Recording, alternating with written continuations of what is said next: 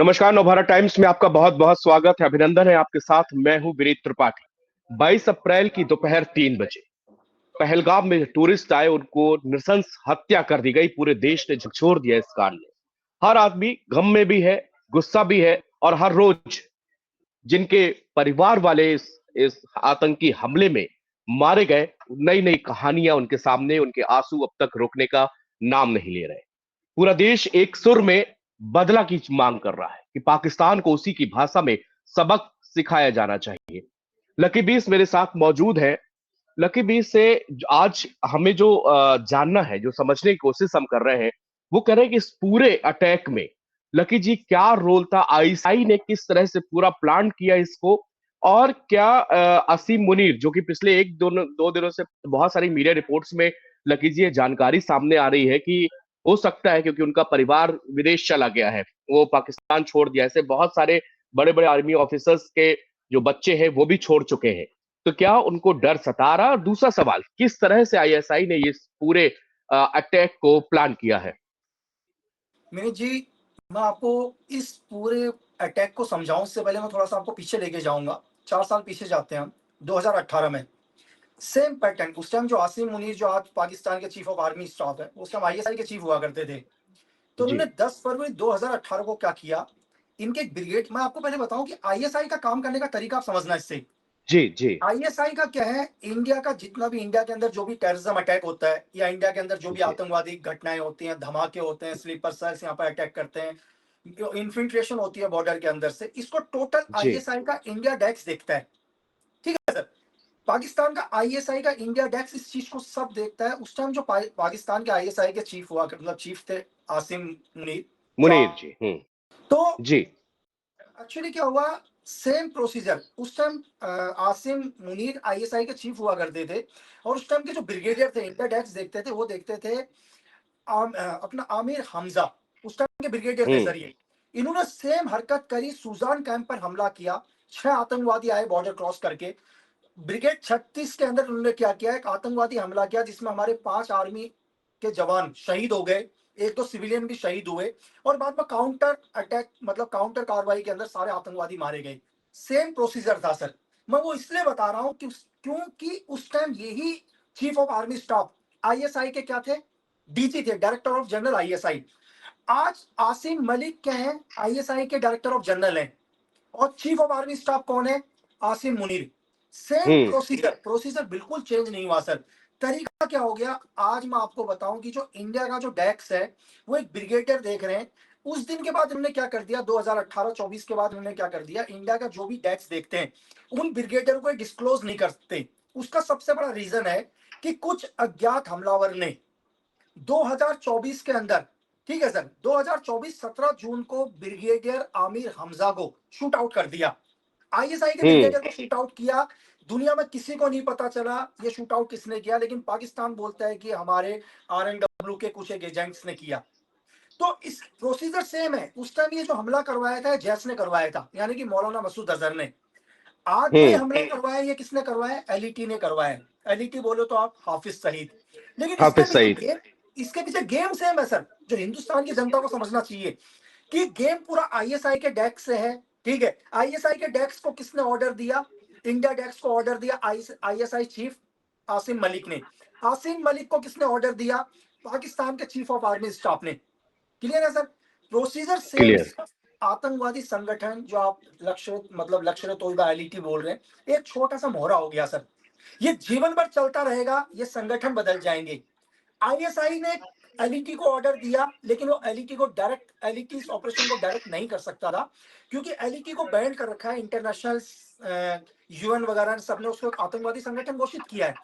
तो जी लश्कर तोयबा ने operation direct नहीं किया, अपने ही एक शैडो ग्रुप, जिसको आप पीआरएफ कहोगे सर, ठीक है, सफुल्ला कश्मीरी बोलो, उसने इस ऑपरेशन को अंजाम दिया। तो मैं समझाना ये चाहूंगा कि टीआरएफ सिर्फ एक मोहरा है सर। ये जो 6 घुसपैठी आए थे, ये कौन है, भारत के आतंकवादी, ठीक है, जिनको पाकिस्तान आर्मी ने क्या किया, 10 से 15 दिन तक ट्रेनिंग दी।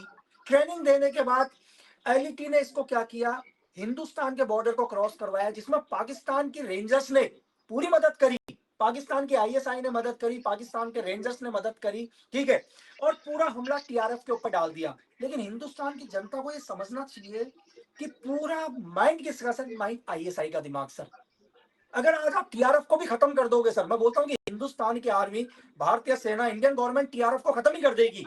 आप देखना, महज आपको 7 दिन के अंदर पता चलेगा कि टीआरएफ पूरा खत्म हो चुका है, टीआरएफ बिल्कुल निस्तो नाबूद खत्म हो चुका है। रीजन क्या होगा? आईएसआई एक नया ग्रुप बना देगी। मेरी बात समझ रहे हैं सर? एक नया ऑर्गेनाइजेशन तैयार हो जाएगा, वो फिर वही हरकत करेगा। इस टाइम हमें क्या है, हमारे को जड़ को खत्म करना है सर। हमारे को पेड़ की टहनियां काटने से कुछ नहीं होगा कि हमने पेड़ की टहनी काट दी। जब तक वो पेड़ रहेगा, जब तक वो जड़ रहेगा। आईएसआई क्या है? आतंकवाद की एक फैक्ट्री है सर। तो लकी जी, ये आईएसआई जो आतंकवाद की फैक्ट्री बना है, तो इसको अगर जैसे आप कह रहे हैं टीआरएफ को आप खत्म कर सकते हो, लेकिन पूरा पेड़ खत्म करना है, क्योंकि ये जो जैसे प्रधानमंत्री मोदी ने भी इस बार कहा बिहार में जब उनका स्पीच हो कि हमारी आत्मा पर हमला किया है, हमारी हमारी सबसे मैं ऐसी सजा दूंगा जो कल्पना से भी परे होगा। तो उनका गुस्सा जायजा, लगातार मीटिंग चल रही है। किस तरह से हम आज जो आप जिस पेड़ की बात कर रहे हैं वो जड़ से लकी जी कैसे समाप्त हो सकता है? सर देखो, सबसे पहले क्या है कि जो दुनिया को नजर आता है, मैं आपसे क्वेश्चन सर, हम्म। कि क्यों आईएसआई ये सब कुछ करा रही है?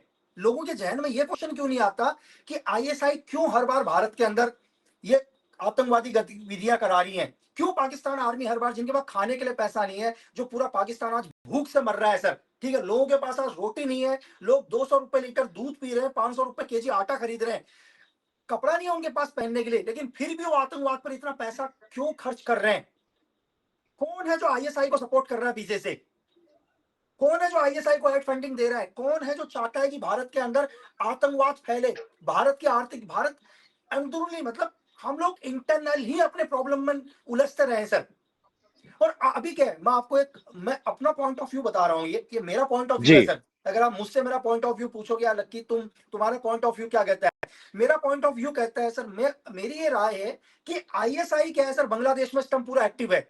पूरा का पूरा हम्म। इस टाइम आसिम मलिक पूरा बांग्लादेश को ऑपरेट कर रहा है सर। आसिम मलिक ने बांग्लादेश की गवर्नमेंट गिरा दी, पाकिस्तान ने बांग्लादेश की गवर्नमेंट गिरा दी। इस टाइम क्या है, बांग्लादेश में पूरा सक्रिय, हमारा ध्यान कहाँ आ चुका है पूरा का पूरा इस टाइम सर? हमारा ध्यान इस टाइम जम्मू में है पूरा का पूरा। आप मेरी बात समझ रहे हैं? पूरे जी। हिंदुस्तान का ध्यान इस टाइम पहलगांव के अंदर है, इस टाइम पाकिस्तान के अंदर है। इस टाइम हमने पूरे के पूरे जेएनके के बॉर्डर्स को सील कर दिया गया है। भारतीय सेना पूरे ऑपरेशंस कर रही है सर, कंटिन्यू 24x7 और ऑपरेशन चल रहे हैं। लेकिन पाकिस्तान एक्टिव बांग्लादेश में भी है सर। हम्म। एक एजेंसी का काम करने का तरीका, मेरी बात समझ रहे हैं सर आप? एक एजेंसी का काम हम्म। करने का तरीका क्या होता है? पूरी दुनिया का ध्यान कहीं और डालना, काम कहीं और करना। हमें ये नहीं भूलना हम्म। चाहिए हम इस टाइम पाकिस्तान को या आईएसआई को पूरा खत्म कर देंगे, और करना चाहिए, लेकिन हमें ये ध्यान देना चाहिए कि बांग्लादेश में भी एक्टिव है पाकिस्तान सर। बांग्लादेश के अंदर भी कोई ना कोई प्लानिंग कर रही है, वो वहां से भी कोई ना कोई इन्फिल्ट्रेशन कर रहे हैं। मेरी बात समझ रहे हैं मैं क्या कहना चाह रहा हूं सर? जी जी जी, कई बिल्कुल बार समझ रहे, कई क्योंकि बार हमारे को पूरा ऐसा देश लगता का है। ध्यान, एजेंसियों का ध्यान, सरकार का ध्यान, सबका इस समय पहलगाम पे टिका हुआ है, इस अटैक पर टिका हुआ है। इसी पे एनआईए जांच कर रही है, इसी पे मतलब पूरा फोकस है। लेकिन दूसरी तरफ बंगाल में वो एक्टिव है, वो अपना काम कर रहे हैं वहां पे। अब मेरी बात समझ रहे हैं? ये तरीका होता है जी। दुनिया की किसी भी एजेंसी का सर। क्या आपसे मैं पूछ रहा हूँ, क्या पाकिस्तान के आईएसआई को नहीं पता कि इसका कितना बड़ा एक्शन होगा? उन्हें सब पता है सर। ये दुनिया की एजेंसी का काम करने का तरीका होता है, पूरे वर्ल्ड का ध्यान कहीं और केंद्रित करना, किसी और पॉइंट पर फोकस करना, टारगेट कुछ और करना। मैं आपके चैनल के माध्यम से एक चीज बोलना चाह रहा हूं बंगाल के हर उस नागरिक को सर, इस टाइम आपको पूरे हिंदुस्तान के साथ खड़ा रहना है। अगर आपको थोड़ा सा भी ऐसा लगता है कि वेस्ट बंगाल में ऐसे कोई आदमी है जिन्हें आपने नहीं देखा, जिनकी गतिविधियां संगीन है, आपका एक छोटा सा किया गया पुलिस कॉल एक बहुत बड़े आतंकवादी घटना को रोक सकता है सर। हम्म। बड़ी बात यहाँ पर लकी बीस, जो कि कहना आप बता रहे हैं कि पूरे देश का ध्यान, पूरे हर चूंकि इस इधर पे लगा हुआ है, सारी फोर्सेस ऑपरेशंस जो है वो पहलगाम में चल रहे हैं। लेकिन दूसरी तरफ आईएसआई पूरी तरह से बंगाल में एक्टिव है, और उसको वो जो है वहां पर उस सामाजिक ताने बाने को चैलेंज कर रहे हैं पूरी तरह से। तो ये लकी जी, जैसे कि हमने अभी तक आप सुन रहे थे, बता रहे थे आप कि ये आईएसआई हो गया या इस हमारे यहाँ इस तरह से अटैक हो गए, क्या हमको इसकी खबर नहीं हो पाती है, या इनको लोकल इतना सपोर्ट इनका हावी है, इनका नेटवर्क इतना स्ट्रांग है कि इस तरह से बड़े बड़े हमले, क्योंकि रियासी हो गया सिविलियन पर अटैक, फिर ये दूसरा सिविलियन पर अटैक हो गया, तो इसमें कहीं ना कहीं क्या ये लोकल सपोर्ट भी कितना मायने रखता है इसमें? सर देखो, दुनिया में बिना लोकल सपोर्ट का तो क्या कहते हैं, त्रिपाठी जी, कुछ हो ही नहीं सकता। मैं आपसे एक क्वेश्चन पूछ रहा हम्म। हूँ सर, क्या मैं आपके स्टूडियो या आपके घर में आपकी परमिशन के बिना आ सकता हूँ सर? नहीं, बिल्कुल नहीं आ नहीं सकते। आ सकता। अगर मैं आपके स्टूडियो के अंदर आऊंगा तो आपके स्टूडियो का कोई ना कोई आदमी का मुझे सपोर्ट होगा, तब मैं आपके स्टूडियो के अंदर आऊंगा सर। मुझे पता होगा कि हम्म। आपके स्टूडियो के अंदर कितने कैबिन है, आपके डायरेक्टर कहाँ बैठते हैं, आपके रिपोर्टर्स कहाँ बैठते हैं। कोई ना कोई ऐसा हम्म। होगा जो मुझे इंफॉर्मेशन देगा। तो ऐसा नहीं है कि जी। मैं कह रहा हूं कि लोकल सपोर्ट 100% होगा सर। और लोकल सपोर्ट को मैं क्या बोल रहा हूं कि जेएनके की जो प्रेजेंट गवर्नमेंट है, उसके बहुत सारे हम्म। लोग इसमें इन्वॉल्व होंगे। और यह ये बहुत बड़ी बात बता रहे लकी जी, ये तो आप मतलब सीधा सीधा ये इंगित कर रहे हैं, क्योंकि आज ही special session Jammu Kashmir assembly में बुलाया गया था, तो इसमें उमर अब्दुल्ला जो वहां के मुख्यमंत्री हैं, उन्होंने कहा कि मेरे पास शब्द नहीं है, इतना बड़ा ये हुआ कि मैं किस तरह से उनसे माफी मांगू। लेकिन उन्होंने एक शब्द कहा, उन्होंने कहा कि मेरे पास यहाँ की सिक्योरिटी की जिम्मेदारी मेरे पास नहीं है। ये लाइन उन्होंने जरूर बोली कि जम्मू कश्मीर की सिक्योरिटी मेरे पास नहीं है। नहीं सर, क्या सर क्या मतलब जेन समझा जाए? सर मैं ये कह रहा हूँ, चलो बोलते हैं कि जम्मू कश्मीर की एक्चुअली क्या है सर, जम्मू कश्मीर एक सीआई ऑप्स के अंदर है, जहां पर इंडियन आर्मी डिप्लॉय है। इंडियन आर्मी इस टाइम क्या है, देश के सेंटर से इंडियन आर्मी है। चलो हमने मान लिया कि इंडियन आर्मी का कंट्रोल आपके पास नहीं है, लेकिन मैं वहां के मुख्यमंत्री से यह पूछना चाहता हूं सर, क्या लोकल इंटेलिजेंस तो आपके पास है सर? हम्म। लोकल की इंटेलिजेंस तो आपको रिपोर्ट करती है ना सर, आपके एचएम को रिपोर्ट करती है, आपके गृह मंत्रालय को रिपोर्ट करती है सर। आपकी लोकल इंटेलिजेंस क्यों फेल हो गई? आप बात भारत सरकार के ऊपर कर रहे हैं कि भारत सरकार की आईबी क्यों फेल हुई, आरएनडब्ल्यू क्यों फेल हुई, एमआई क्यों फेल हुई सर? क्या लोकल इंटेलिजेंस क्या कर रही थी जब तक आपके घर के अंदर आ गए सर वो लोग? क्या आपके पॉलिटिकल सपोर्ट के बिना पॉसिबल है? ये बिल्कुल पॉसिबल नहीं है सर कि जम्मू कश्मीर की मौजूदा सरकार का कोई ना कोई आदमी, मैं आज आपके यहां से कह रहा हूं कि आप बहुत जल्दी जांच में आपको पता चलेगा कि लोकल पॉलिटिक्स भी इसमें इन्वॉल्व है सर। और आप बहुत सारे लोग आपके चैनल, मतलब हिंदुस्तान के अंदर बहुत सारे लोग कहते हैं यार कि हमारी इंटेलिजेंस क्यों फेलियर हो गई। मैं आपसे क्वेश्चन पूछ रहा हूं सर कि मैं एक एजेंट हूं सर, मैं आईएसआई का चीफ नहीं हूं, मैं आसिम मलिक नहीं हूं सर। मेरी बात समझ रहे? आसिम मलिक अपने वॉर रूम के अंदर क्या प्लानिंग कर रहे हैं वो मुझे नहीं पता, लेकिन मुझे इतना जरूर पता चला है मेरे सोर्सेज के हिसाब से कि हिंदुस्तान में कुछ हो सकता है सर। हिंदुस्तान बहुत बड़ा है सर। हम्म। तो ऐसा नहीं है कि आसिम मलिक का राइट हैंड मेरा एजेंट है या मेरा एसेट है ना सर? तो हम मतलब एक इंटेलिजेंस का क्या काम है सर? एक इंटेलिजेंस का काम है कि देश में कुछ ना कुछ होने वाला है, लेकिन इंटेलिजेंस भगवान नहीं है सर कि जो बताएगी कि फलाने पिन पॉइंट के ऊपर या फलाने जीआर के ऊपर या फलानी जगह पर कोई इंसिडेंट होगा। ये दुनिया की कोई एजेंसी नहीं बता सकती। इसके लिए क्या है सर, लोकल सपोर्ट का होना बहुत जरूरी है। जब तक देश की जनता सपोर्ट नहीं करेगी, धरती की कोई भी इंटेलिजेंस भगवान नहीं है सर। अब मैं आपसे क्वेश्चन कर रहा हूं सर, चलो कल हम लोग इंडियन आर्मी के साथ ऑपरेशन करते हैं, आपके घर में हम आके सर्च करते हैं, आप इंडियन आर्मी के खिलाफ खड़े हो जाते हो सर कि आर्मी तो 24 घंटे हमारे को घर से बाहर निकालती है, ऑर्डिनर सर्च करती है, पूरे घर को तलाशी करती है, तब भी आप लोगों को गुस्सा है। लेकिन जब आपके मोहल्ले के अंदर कोई नया आदमी आ रहा है जिसको आप नहीं जानते, जिस पर आपको शक है, आप सिर्फ बोलते यार मैं क्यों इस उलझन में पड़ूं, तो इसकी जिम्मेदारी कौन लेगा सर? एक अच्छे हिंदुस्तानी होने के नाते आपका एक छोटा सा फर्ज है, आपका एक सिंगल कॉल, सिर्फ एक नंबर डायल करना इस देश में बहुत बड़ी घटना को रोक सकता है। ये बहुत बड़ी बात यहाँ पर लकी जी बता रहे हैं, क्योंकि सच में अगर जिस तरह से अभी एनआईए जांच कर रही है, उसमें भी एक लोकल सिविलियन का वहां पर नाम आया, जो कि बहुत वहां पर पिट्ठू वालों से, घोड़े वालों से बहुत उसके करीबी ताल्लुकात थे, वहां रेस्टोरेंट वालों से भी उसके ताल्लुकात थे, और उसने पूरा इसको गाइड किया था। तीनों जो पाकिस्तान से आए हुए टेररिस्ट थे, उनको 20 से 22 करीब घंटे तक वो जंगल के रास्ते बताए गए कि कहां से होके आप फोर्सेस से बचते हुए और पहलगाम की बैसरन घाटी तक पहुंच सकते हैं। और ये पूरी जो हमारे पास न्यूज आ रही, बाकायदा एनआईए इसकी जांच कर रही है कि वो 20-22 घंटे पैदल चलते हुए और ऐसे रास्ते से चलते हुए, घने कोकरनाग के घने जंगलों से, वहां से होते हुए कि आप वहां पर कोई भी आर्मी ऑफिसर्स के नजर में ना पड़े, और वो छिपते छिपाते वही उसी ने पूरा रास्ता बताया, उसी ने ट्रैक किया। और इसी तरह आपको बता दें लगी जी, जब रियासी में हमला हुआ था, जब श्रद्धालुओं पर बस छलनी कर दी गई थी, उस समय भी जानकारी जो आई थी कि वहां पर 6,000 रुपए में एक व्यक्ति ने वहां पर घर मुहैया कराया, और केवल 6,000 रुपए में उसको न केवल घर में पनाह दी, खाना खाने को दिया, उसके बाद से अगले दिन अटैक की पूरी बताए कि ये रोड है, यहाँ से वाहन गुजरते हैं, और उसके बाद में भागने का रास्ता भी बताया कि यहां से होकर आप भाग सकते हो। तो जाहिर सी बात है, एक ही कश्मीर है, वहीं पे नजाकत भी है, जो कि जिन्होंने अब 11 टूरिस्टों की जान बचाई। वहां पर आदिल नाम का युवक भी है, जिसने अपनी जान दे दी टूरिस्टों की जान बचाने के लिए। लेकिन वहां पे ऐसे लोग भी हैं जिनकी हम चर्चा कर रहे हैं, कि जिन्होंने घुसपैठ कराने में भरपूर आतंकियों की वहां पर मदद की है। लकी जी, अब नेक्स्ट स्टेप यहाँ पर क्या, क्योंकि लगातार पाकिस्तान की तरफ से एग्रेसिव बयानबाजी जारी हो रही है, एग्रेसिव, वो खून की नदियां बहा देंगे, दरिया बहा देंगे, सिंधु घाटी, सिंधु नदी से पानी नहीं बहेगा आप लोगों, बिलावल भुट्टो किस किस तरीके से बात कर रहे हैं वहां पर। तो क्या अगर भारत ने इतनी एग्रेसिवली बड़े यहाँ पर कुछ फैसले लिए थे मीटिंग के दौरान, अब उन्होंने शिमला समझौता से भी वो पीछे हट जाते हैं। अब उन्होंने कहा कि अब सिंधु से अगर आप ये ट्रीटी, अगर आप इससे प्रतिबंध लगाओगे तो हम इस पर एक्शन करेंगे। मतलब टोटली एग्रेसिव मोड पर पाकिस्तान है। इसके पीछे की क्या वजह, इतना ही अपने आप को मजबूत और युद्ध की धमकी दे रहे हैं बार बार, शहबाज की बॉडी लैंग्वेज उसी तरह की आ रही है, तो क्या चाहते क्या है ये? सर मैं आपको देखो बहुत आसान शब्दों में बताता हूँ। हमारे वहाँ एक कहावत है सर कि जो आधी गगरी होती है बहुत छलकती है। आपने दुनिया में पावरफुल आदमी को कभी बोलते हुए देखा है सर? वो करने में विश्वास रखते हैं।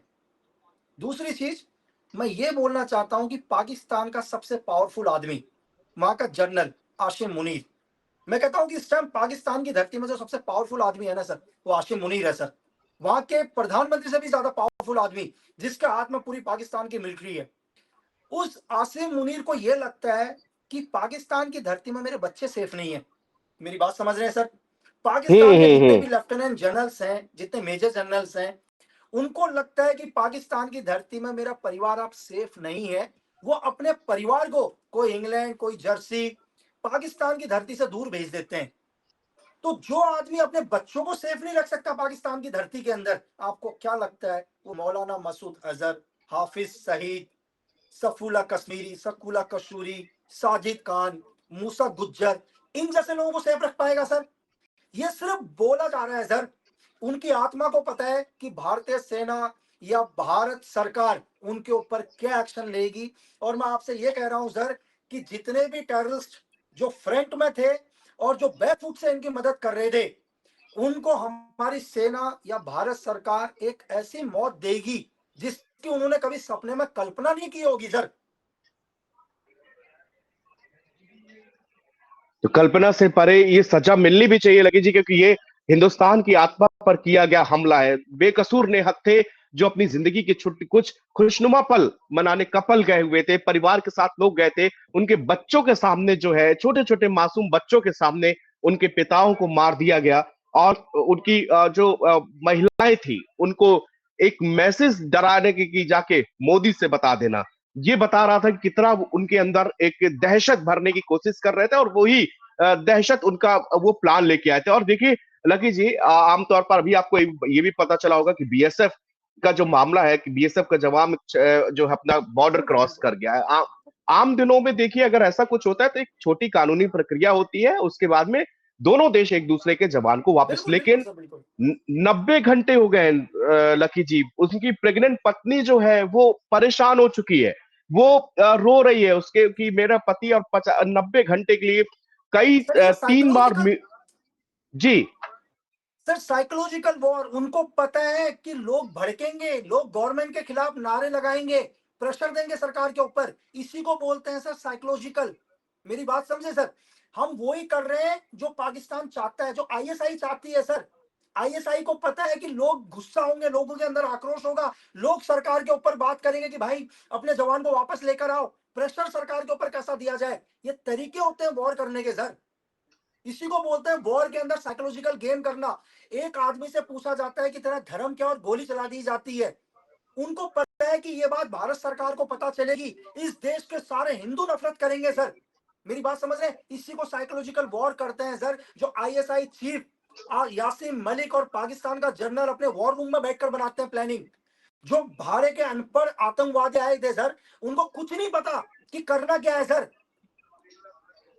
उसने तो उसको सिर्फ वो बोला, जो शब्द आप सुन रहे थे वो शब्द उस आतंकवादी के नहीं थे सर। वो शब्द किसके थे? वो शब्द थे आसिम मलिक के, आसिम मुनीर के सर, जिसको देश की जनता सुन रही थी।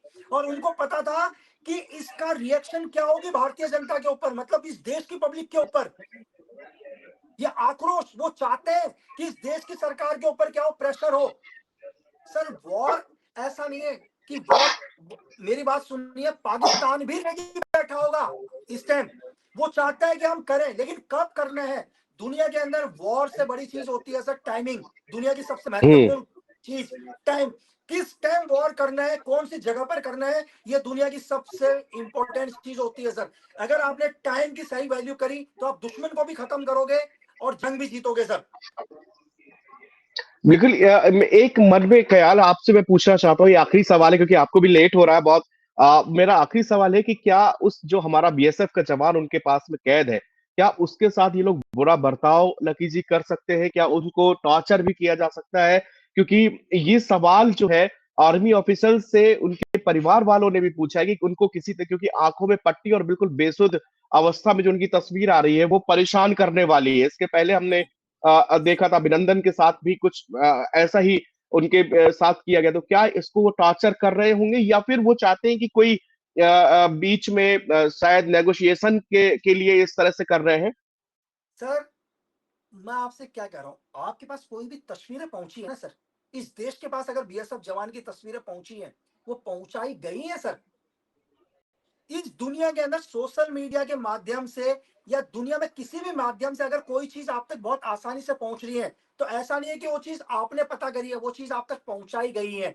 अगर एक बीएसएफ जवान को टॉर्चर किया गया है, उसको मतलब हरासमेंट किया गया है, और वो तस्वीरें आपको दिखाई गई है जानबूझकर, मेरी बात समझ रहे हैं, ताकि उसका असर आपके ऊपर क्या होता है सर। अगर उन्हें टॉर्चर करना होता है, उन्हें किलिंग करनी होती, तो भारत सरकार को कभी नहीं बताते सर। मेरी बात समझ रहे हैं? हम्म। वो कभी एक्सेप्ट भी नहीं करते कि बीएसएफ का कोई जवान हमारे पास है। हम्म। बात समझ रहे हैं आप? वो चाहते हैं कि आपके देश को पता चले।